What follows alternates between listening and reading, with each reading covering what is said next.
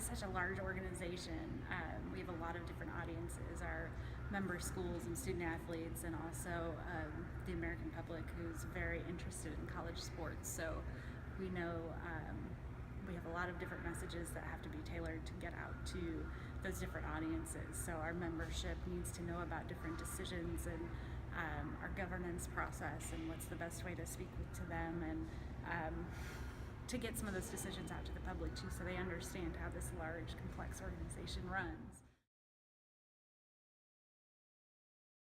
There's a lot of misinformation out about how the organization works, what we do, and what our core values are. So we find it really important that we need to stay on top of telling people what is important to the NCAA, that academics is key, that we're here for the well-being of our student athletes, we're here to serve them.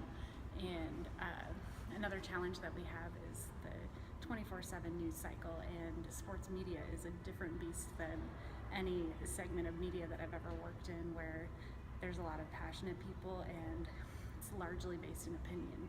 Instead of just straight up reporting, we get more opinion pieces than we do actually fact-based reporting. So a lot of times some of those opinions are critical of us, and so we need to operate in a space where we know that we're going to be criticized, but we just want to make sure that everyone is armed with the correct information. Some of the favorite things about working at the NCAA for me are working side by side with some really, really smart people in the national office throughout college sports, and also getting to connect with people in our memberships and the university relations and the athletics departments.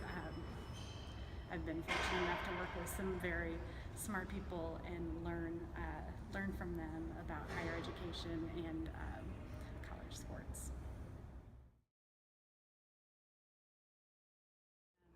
Some of the emerging trends that we see here in the national office and the NCAA is the importance of just telling your own story, holding your information, and making sure that your key audiences are listening to you and coming to you as a source of information.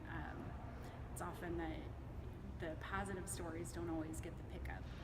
So we've learned that there are audiences that want to consume that information, and how do we reach them not depending on anybody else. So we have different social media channels. We have started implementing a lot of video, a lot of images. We've learned that the wrestling community is really excited to hear about different wrestling stories. So on Instagram and Twitter, they have a really active following. So it's just reaching those audiences in the places and the spaces where they are, instead of relying on outside people to help us tell that